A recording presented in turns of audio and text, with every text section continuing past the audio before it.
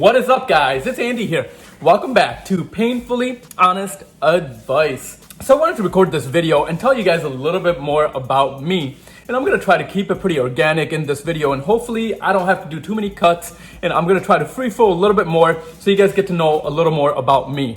Now, I became a millionaire by the time I was 26, and by the time I was 30, I practically almost lost everything, and my journey since then. So guys, making a video like this is honestly not easy. And at this point, I don't even know if I'm gonna upload this because I feel like there's a lot of people that will judge you around a video like this. But my point on sharing this with you guys is to let you know that anybody can become a millionaire. It doesn't matter who you are, where you are, as long as you have the grit, as long as you focus on doing that, you can definitely achieve that goal. I was able to do it not just once, but I was able to do it twice. Now guys, if you're new to my channel, my name is Andy. I make videos around business, personal finance, and investing.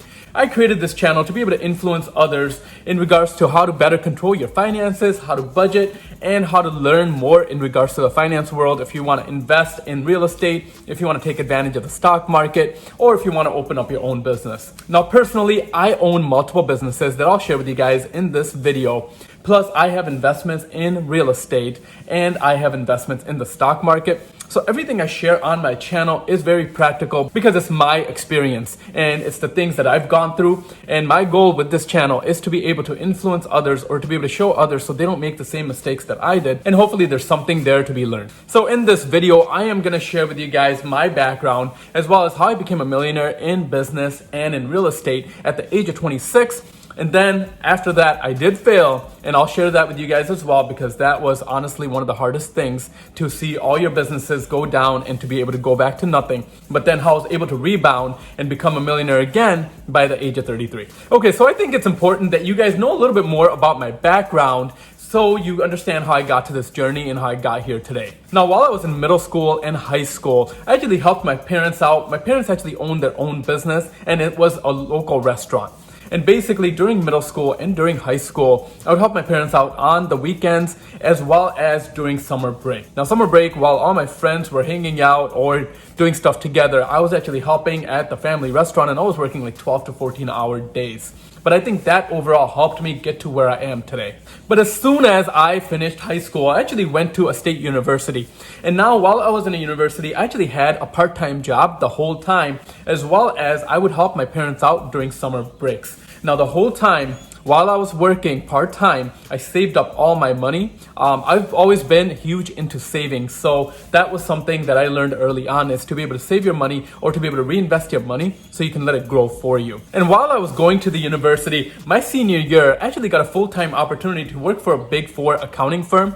Now I graduated with accounting and finance. So to work for a Big Four accounting firm was a huge deal. But at that point, I would have to move to New York City.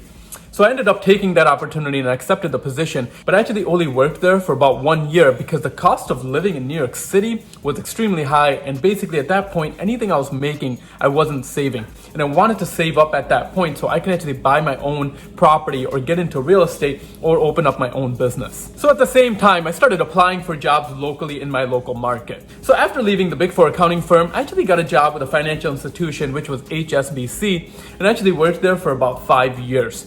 Now, while I was working at HSBC, I made a lot of moves at that time.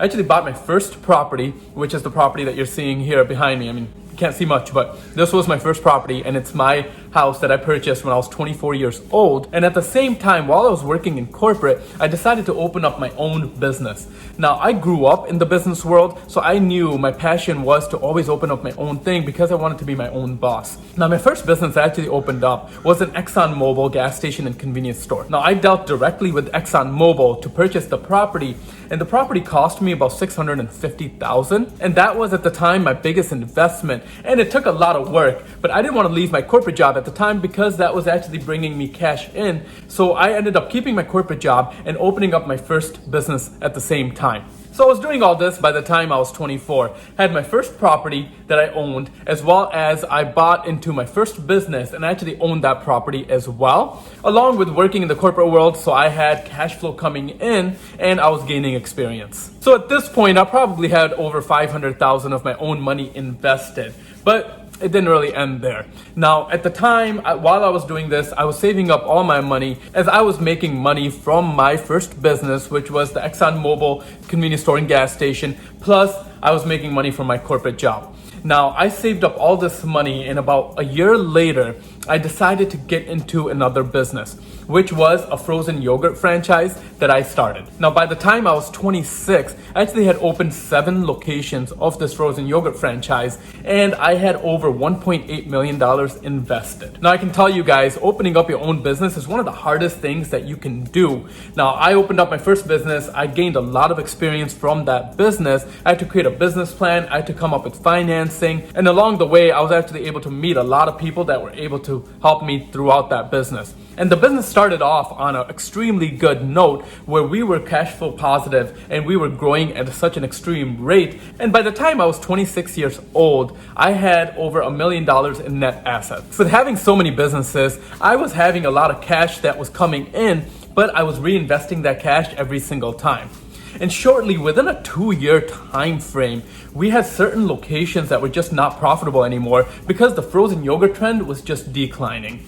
And with the frozen yogurt trend declining, within 2 years, I actually had to start shutting down some of these locations because they were just not profitable. And I was losing over 40% of my revenue year over year. And shortly after, guys, unfortunately, I had to shut down all the locations, which was honestly one of the hardest things and one of the toughest challenges that I've ever faced.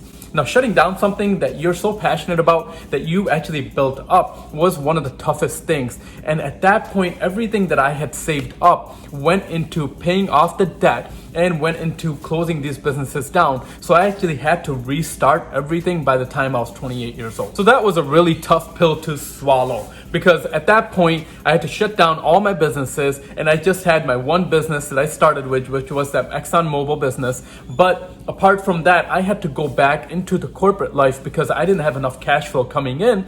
So I went back into corporate. I actually got a corporate job again. And while I was doing that, I was trying to save as much money as possible. And by the time I was 31 years old, I actually started another business, which is a sit-down restaurant. Now, with the sit-down restaurant, it took about a year to have it grow and to see some positive cash flow.